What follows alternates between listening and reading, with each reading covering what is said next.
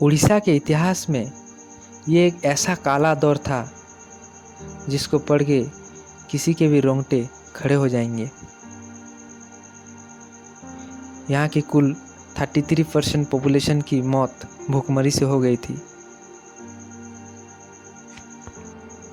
लोग बैठ के वहीं टल जाते थे, कोई सो के वहीं पड़ के मर जाता था।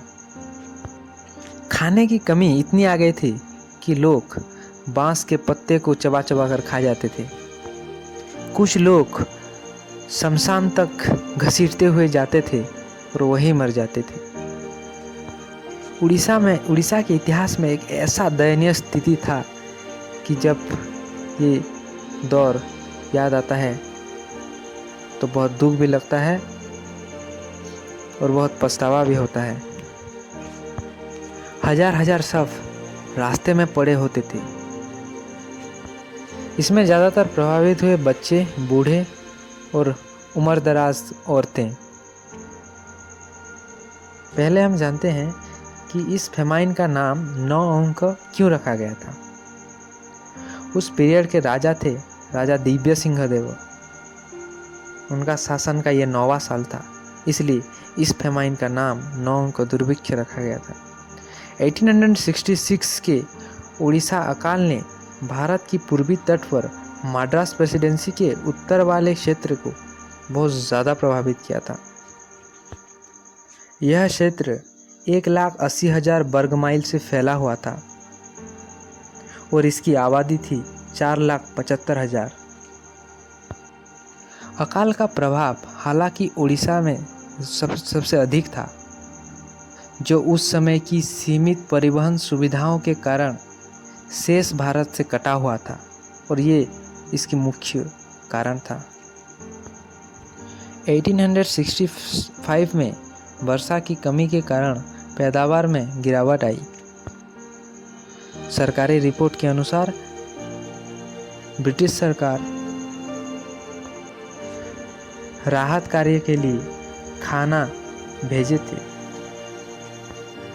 समुद्र तट पर भेजे जाने वाली थी, मगर खाद्य आपूर्ति परिवहन की कमी के कारण उड़ीसा के आंतरिक इलाके में खाना पहुंच नहीं पाई। जब तक राहत सामग्री पहुंचता 40 से 50 लाख लोग भूख से मर चुके थे। इसका कारण क्या था? पहले तो मानसून वर्षा के समय से पहले ही समाप्त हो गई। इसके अलावा बंगाल के रेवेन्यू बोर्ड ने लोगों का संख्या का गलत अनुमान लगाया। इसके अलावा बोर्ड गलत कीमतों द्वारा भी गुमराह हो गया था। भोजन का भंडार कम हो गया। 1866 आते आते अंत तक स्थिति गंभीर हो गया। इस फेमाइन को जांच करने के लिए ब्रिटिश गवर्नमेंट ने जॉर्ज कैंपबेल को अपॉइंट किया।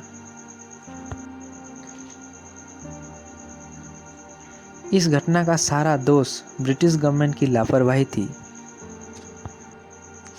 दोस्तों, उड़ीसा हमेशा से ही प्राकृतिक आपदाओं से लड़ता आ रहा है। उड़ीसा के लोग और यहाँ के फर्टाइल सॉइल फिर से उड़ीसा को रीढ़ को मजबूत करने में मदद करता है। दोस्तों, ये था उड़ीसा का एक ब्लैक हिस्ट्री जिसे बहुत लोग अनजान थे। नमस्कार, जय हिंद।